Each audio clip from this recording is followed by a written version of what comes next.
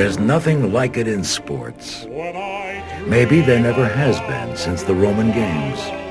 Race day at the Indianapolis 500.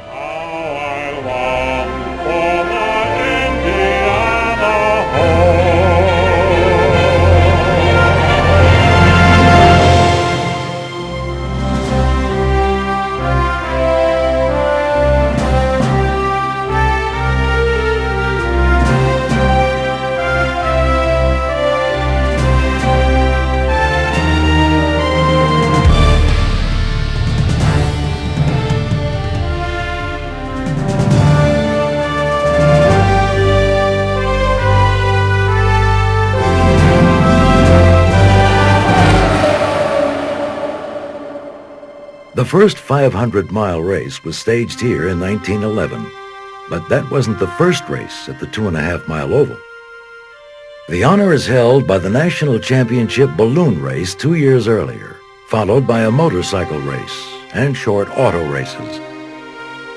The idea of a massive racetrack had been building in the imagination of Carl Fisher for years. Carl Fisher was a product of his optimistic times. Electricity, the telephone, the phonograph, motion pictures, all created a revolution in the speed and capability of communications, economies, and imaginations. On a parallel course, motorized contraptions of all kinds were taking us to new heights, and the heartland of the nation was in the middle of innovations.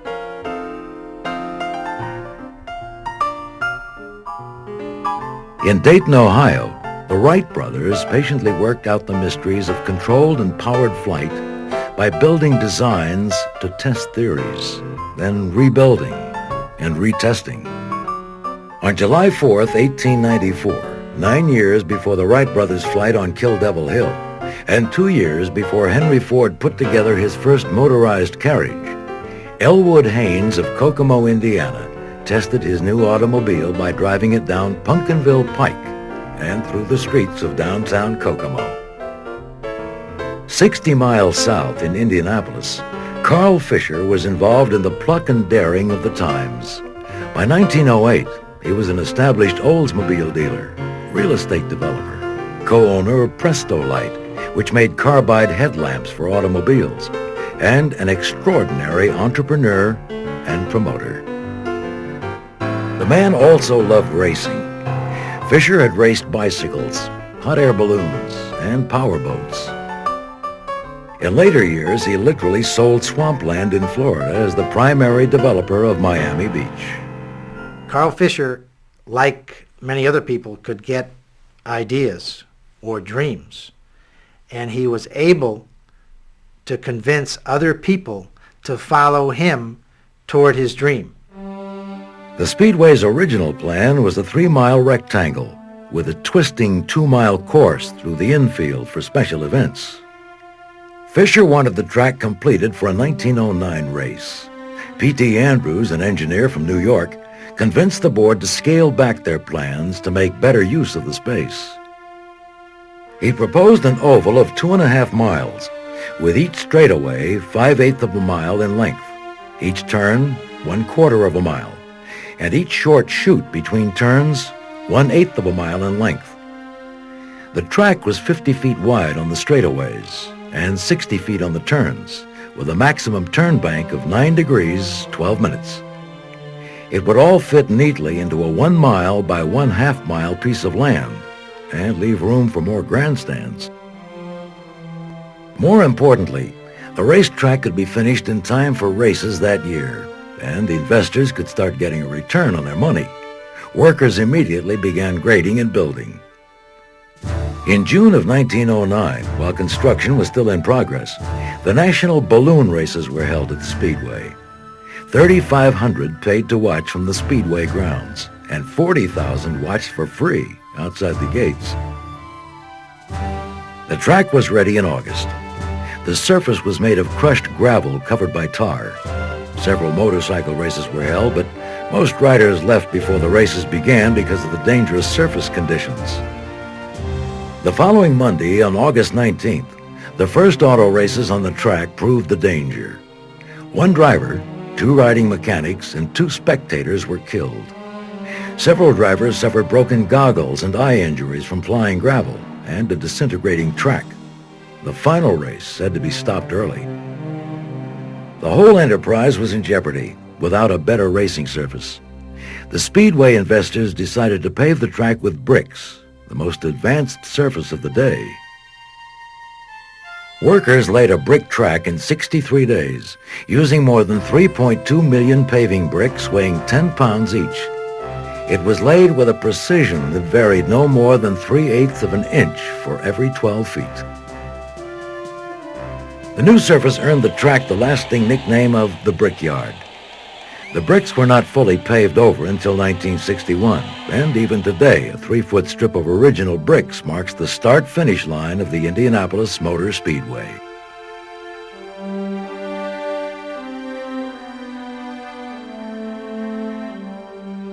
Beginning on May 27, 1910, a total of 42 automobile races were held on the new track during a 3-day period, with only one injury, a broken leg.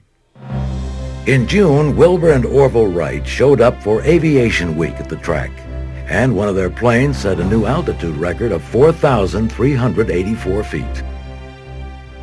During that same week, a propeller-driven car raced an airplane for 2 laps, or 5 miles. The plane won, but only by 4 seconds. Additional races were held over July 4th and Labor Day weekends of that year, but it was too much of a good thing. The dwindling crowds convinced Fisher that the Speedway would make the most money by offering one spectacular race in 1911 at the impressive distance of 500 miles and with the largest purse in racing, $25,000. The racing world was awed by the enormity of the event, but some newspapers predicted blood and carnage. The track now had inside and outside retaining walls, which gave no room for mistakes. Carl Fisher was undaunted. He predicted, "We're going to have the biggest damn crowd anyone in the country has ever seen." The first Indianapolis 500 race was set, and the automotive world would never be the same. The 500 is one of the great community celebrations of American history. It's equivalent to a World's Fair, it's equivalent to a Mardi Gras, it's equivalent to any time when the community meets not just to enjoy itself, but to celebrate its values and its ideas. I think one of the basic attractions of the Indianapolis 500 for anyone in the world is that this is a place where that ancient human drive for competition is showcased for everybody to witness. The United States was settled with the idea that we would be an example for the rest of the world. And I believe the 500 is the example for the rest of the world about man's ability to harness, to focus, and to build the fastest machines for racing. Well, the Indianapolis 500 is still just a race. It's also still the Indianapolis 500. The reality has become even bigger than the dream in Carl Fisher's mind. Roaring through the century, trailing sparks of glory, a genuine spectacle and cultural phenomenon. It can be appreciated by casual observers once each year, but it is loved by lifelong fans.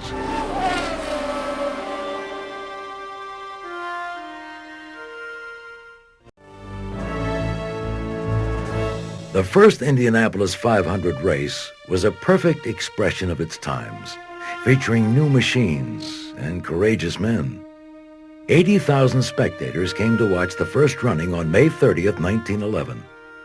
They arrived by special trains from New York, Cleveland, St. Louis, and Chicago, and from surrounding states by buggies and cars and trolleys from all over Indiana. In the stands were men who had fought at Gettysburg and men who had charged up San Juan Hill with Teddy Roosevelt. Even Henry Ford was there. He took this picture. Admission was $1. In the pits were the fruits of long work by major manufacturers and race car drivers. The new race was important enough and rich enough to bring the 1910 American Automobile Association champion Ray Harun out of racing retirement. They called him the Bedouin because of his Arabian ancestry. Harun qualified as one of 40 starters, driving his Indianapolis-produced Marmon Wasp. But he was almost disqualified at the last minute because the Wasp was a one-seater with no riding mechanic. There was no rule at that time that said that you had to carry a riding mechanic, but just everybody did. And so during practice, Ray Harun had this specially built Marmon with a single-seat streamlined body and no riding mechanic. That was the idea, because you could save weight by not carrying one. And there were complaints from the other teams that he was a safety hazard. And one of the roles of riding mechanics at the time was to keep the driver aware of whether somebody was coming up on one side or the other, and they would, do this kind of thing. And so they complained that he was a safety hazard out there by himself. So how he got around it was to go downtown and buy a mirror. It was an 8 by 3 inch mirror, and he put 4 rods, mounted them above the cowling, and then put the mirror on top. And it was up like this, so he could drive along and look up and see what was going on behind him, and that silenced everybody. It is believed that this was the first rear-view mirror used on an automobile of any kind. The 1911 race is believed to be the first mass rolling start race with a lead car used to pace the field. The pace car was driven that first year by Carl Fisher. Imagine the experience of driving in these early races. The cars have wooden steering wheels and no real suspension. For 500 miles, every brick vibrates right through to the driver's hands. Many cars burn as much oil as gasoline, so there's slippery goo on you, on the car, and on the track. During the race, your riding mechanic pumps oil and gasoline, watching for traffic and paying attention to the gauges. The cars are top-heavy. The mechanical brakes barely work. There are no seat belts, and on your head is a leather helmet or cloth cap. Yet, you love it. For the glory, for the money, and yes, for the adrenaline rush of speed. Tires of the day were made of cotton cord under a thin coating of rubber. They were hard, but vulnerable to quick wear and catastrophic blowouts. The wily veteran Ray Harun decided he could save his tires and win the race if he averaged a steady 75 miles an hour, even though his Wasp could go faster. He was right. Harun won at an average speed of 74.602 miles per hour, with only 4 tire changes. His nearest competitor needed 14 sets of tires. At the end of the race, Harun was so exhausted he had to be lifted out of his cockpit. Then he retired from driving again, this time for good. The first 500 had all the hallmarks of later races: danger, drama, technology, controversy, and involvement by manufacturers from around the world. The race wasn't particularly safe, but also wasn't a bloodbath by the standards of the times. One riding mechanic was thrown from his car and killed. Another was thrown and injured. In all, there were 4 injuries and 1 death.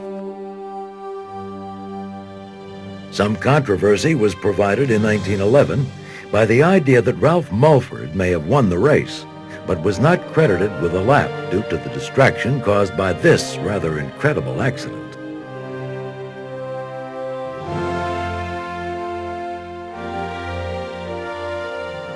The first race also included international drivers and automobiles. The Italian Fiat was there, along with the German Benz. From the beginning, the Indianapolis 500 was a very American institution, while embracing a melting pot of cars and drivers.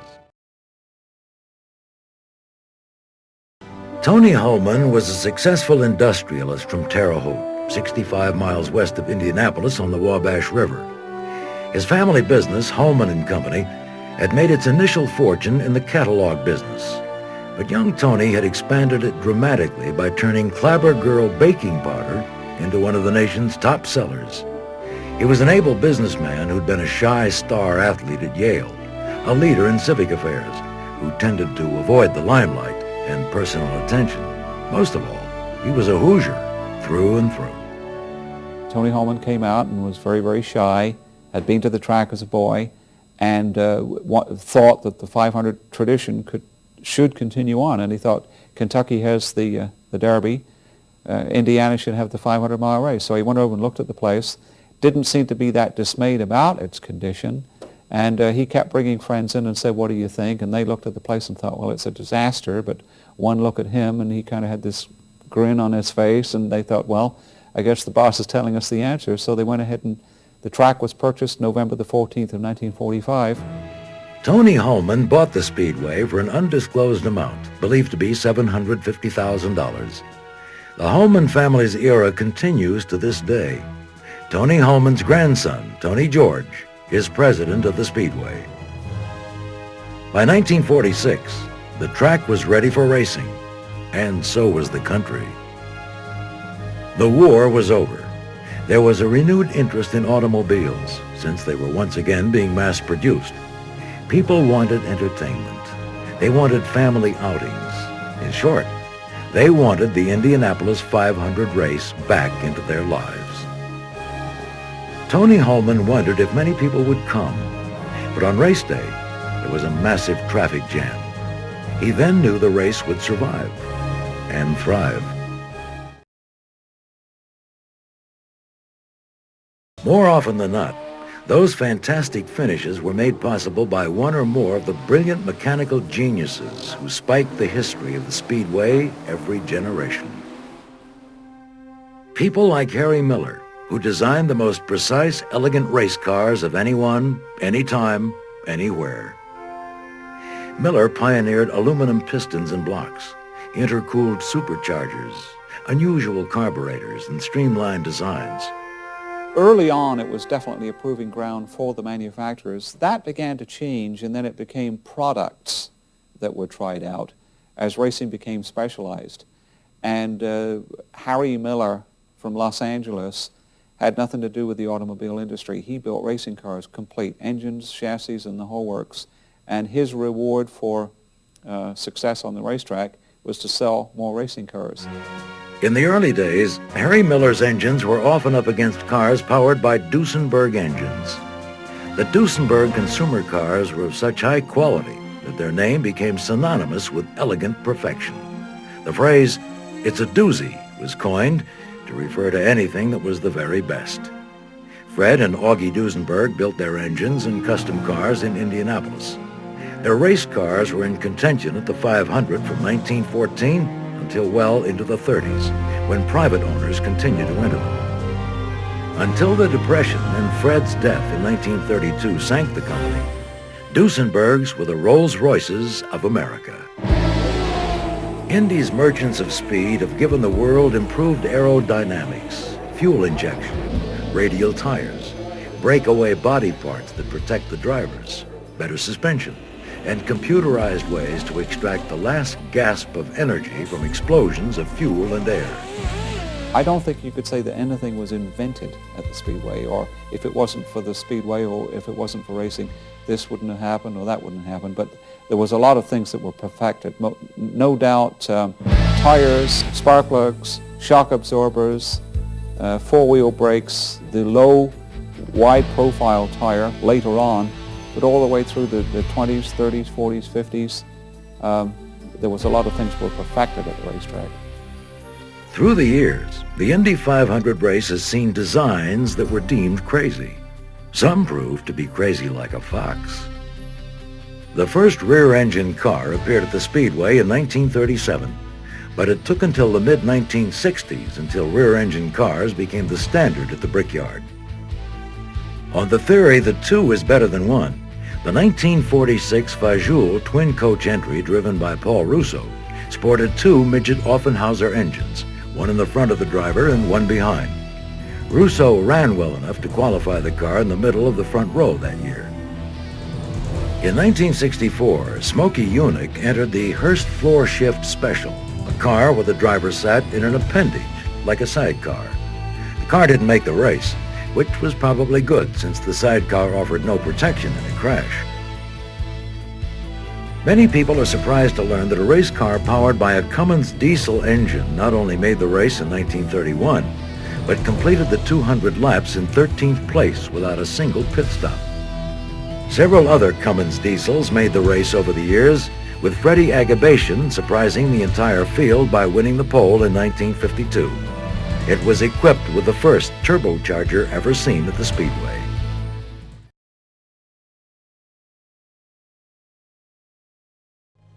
In 1952, the Speedway organized a custom radio network. Today, it reaches the majority of the world's population. There's always something to cover at Indianapolis in May. Sometimes the events are tragedies. Hemingway said, "There is beauty in danger when it is deliberately sought out." In the 1964 race, Eddie Sachs lost his life in a devastating accident. Sachs, a two-time pole winner, was a favorite among fans and drivers. As a younger man, Sachs had worked in the Speedway's cafeteria just to be around drivers and cars. When the death was reported to Sid Collins, the voice of the 500 on the International Radio Network, he gave an impromptu eulogy that could apply to many others who lost their lives here over the years. Some men try to conquer life in a number of ways. These days of our outer space attempts, some men try to conquer the universe. Race drivers are courageous men who try to conquer life and death, and they calculate their risks. And in our talking with them over the years, I think we know their inner thoughts in regard to racing. They take it as a part of living. It is God's will, I'm sure, and we must accept that. We're all speeding toward death at the rate of 60 minutes every hour. The only difference is that we don't know how to speed faster, and Eddie Sachs did. And so since death has 1,000 or more doors, Eddie Sachs exits this earth in a race car.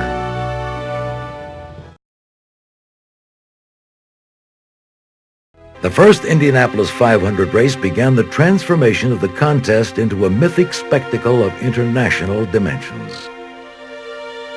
The 1912 race completed the process by providing a double purse and a sympathetic hero. The greatest drama happened at the end of the race. On the third lap, Ralph De Palma put his big Mercedes in the lead. On lap 196, only 4 laps from the end, his engine threw a connecting rod.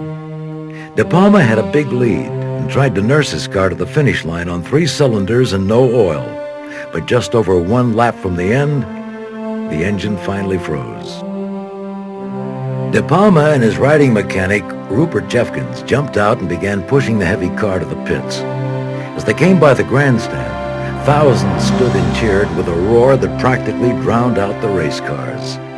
A game, brave competitor was giving it his best right to the end. It was Shakespeare and Greek tragedy and Don Quixote, all wrapped up in the grease-smeared person of Ralph De Palma. But cheers didn't win the race. Second-place runner Joe Dawson streaked by them and took the checkered flag. De Palma came in 11th. After Dawson crossed the finish line, Ralph Mulford was running last among the surviving cars. He knew he'd get no money unless he finished all 200 laps, so he was willing to persevere through mechanical problems, taking a record 8 hours and 53 minutes to finish 10th at an average speed of 56.29. Ralph De Palma went on to win the race in 1915, but he was always remembered best for that 1912 finish. Years later, World War II correspondent and Hoosier Ernie Pyle said, "I would rather be Ralph De Palma than president.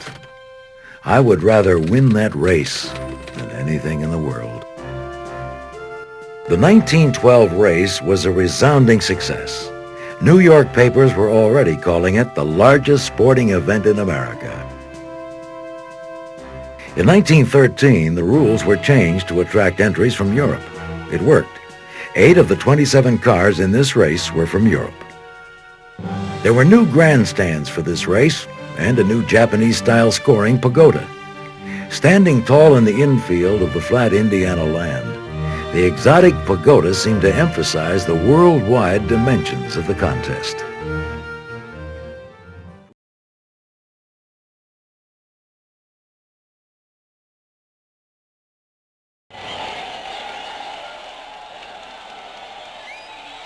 It was during Tony Hulman's stewardship the famous words were first spoken. Yes, the big moment we have been waiting for has arrived. And to do honor to this moment with those famous words, here is the president of the Indianapolis Motor Speedway, Mr. Tony Hulman. Gentlemen,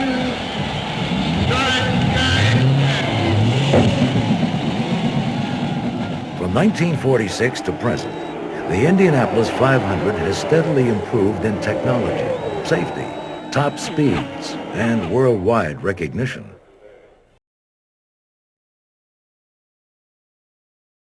The Brickyard's history has been signposted by desperate duels, which excited the juices of spectators and drivers, even the losing drivers.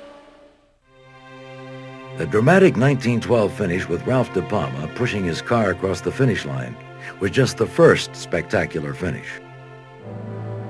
In 1937, the 25th anniversary of the Indy 500, race leader Wilbur Shaw noticed his oil gauge near zero. There were 20 laps to go, and it was against the rules to add oil, but he had a 114-second lead. Doing quick mental calculations, Shaw figured he could slow about 6 seconds per lap and still win the race. The crowd noticed Ralph Hepburn's car creeping up on Shaw. With only 10 laps to go, Hepburn was within sight of Shaw on the back straightaway. The last lap, they were wheel to wheel, and the crowd screamed itself hoarse. As they zoomed toward the final turn, Shaw went for broke, floored the big Offenhauser, and took the checkered flag only 2 seconds ahead of Hepburn. It was the closest race until 1982. In 1967, Andy Granatelli bought a turbine-powered car to the Speedway. A.J. Foyt commented that that's not a race car, it's a damn airplane. The car whined ahead of the pack like a quiet zephyr, but with 8 miles to go, it blew a $6 ball bearing, and Foyt was left to fly his car ahead to the finish. On the last turn, though, he almost crashed into the pack. I had a funny feeling. I don't know why. I was up with that group of cars, and I said, look, there's nobody close to me. I think I had a lap on the field. I just backed off. It's just like I knew something was going to happen. And because there was a group of cars I went behind. I come off before, I could not believe. Cars spinning every which way. I said, here, I've got to get to that start-finish line. I'll never forget I made a couple zigzags, and I lost them in the smoke, and that, I knew I went between cars. I dropped it to second gear, and I said, whoever I hit, I'm going to hit them hard enough that I drive them past the finish line. I did have that in my mind. In 1982, Gordon Johncock and Rick Mears battled to the closest finish in history. Only 16/100ths of a second separated winner Johncock from challenger Mears. In 1985, Danny Sullivan spun his car and was still able to win. The incident triggered a great piece of driving by Mario Andretti, who was able to avoid Sullivan and eventually finished second in the race. Like it or not, auto racing is about speed and winning, plus the vicarious thrill spectators get by identifying with winners.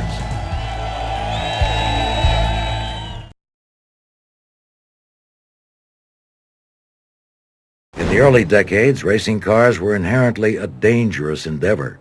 The Indianapolis 500 was no exception. In 1927, Norm Batten added to the legend of brickyard heroism when his Miller caught fire on the main straightaway. He stood on the back of the car and steered it through the pits until it was clear of bystanders, then jumped free. Safety has improved dramatically at the Indianapolis 500 since the 1911 race. Some of the innovations, like seat belts, have found their way into consumer cars. As a safety measure, rookie tests were required beginning in 1936, about the time shock-absorbing helmets appeared. Riding mechanics who were originally required for safety functions were made optional for the final time in 1937, also for reasons of safety. An infield hospital was established in the 1920s. It's still there, and many local medical professionals volunteer their time each year. A wrecking service was available on the track in the 1930s, and by the 1960s, their responsiveness was honed to short response times. Other safety features now include flame-retardant clothing, full-face helmets which are attached to the frame by straps to counter the powerful G-forces, fuel tank bladders, automatic fuel system shutoffs, onboard fire extinguishers, improved tires, suspension and aerodynamics, and X-ray examination of critical parts. But the most impressive safety checks are built into the cars themselves. They are designed to absorb a strong impact by flying apart. Because of that, some of the most spectacular crashes today are likely to be some of the safest for the drivers. Fences and barriers have also improved the safety of spectators. Even the pit stops have been made safer and now are a study in teamwork. Within 16 to 20 seconds, 4 tires are changed, the car is refueled, debris is cleaned from intake areas, and the driver is given a swig of water.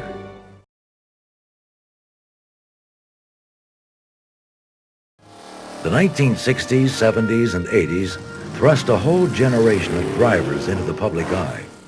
They shared astonishing skills of balance, mechanical understanding, and physical stamina. The Unser family, Al Unser, his brother Bobby, and Al Unser Jr., won 9 Indy 500 contests between them from 1968 to 1994. The family had already paid a terrible price to racing. Older brother Jerry lost his life during practice at the Speedway in 1959. Mario Andretti had only one 500 victory in 1969, but a lifetime of near misses. He bore them in good cheer. A.J. Foyt, a complex Texan, became the John Wayne of Indianapolis 500 racing, a 4-time winner between 1961 and 1977, and a full-time favorite of fans. After an accident at Montreal in 1984, 2-time winner Rick Mears spent 3 months in bed and 6 in a wheelchair, then came back to win the 500 for a 3rd and later a 4th time. In 1977, Janet Guthrie was the first woman to qualify for the race, with strong encouragement from A.J. Foyt. She proved every bit as determined as any man who ever drove at the Brickyard. From the fan standpoint, things just got more interesting. Celebrations the night before the race became a Midwestern Mardi Gras. And the Indy 500 became ritual for whole generations of families who volunteered here during May or simply attended with Grandpa and Cousin Jimmy.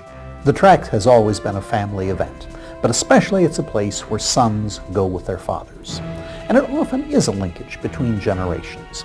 A father who assembles automobiles or auto parts in the factory, and a son who owns one of those wonderful erector sets, which is the dominant toy of America in the middle years of the century, have something they can talk about in common. And the track, which in a sense is erector set cars being run around, is something where father and son can bond together.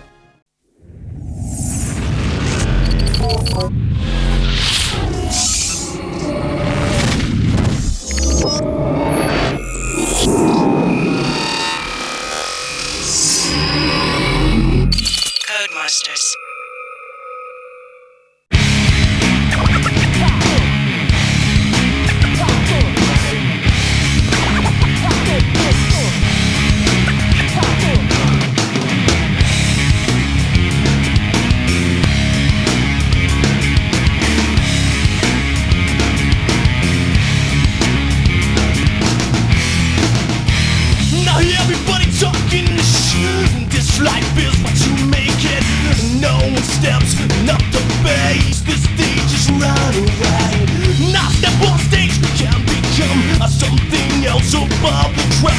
It's my time, it's my turn. I'm gonna bring the house down. It's not your life, they're all the same. It's not your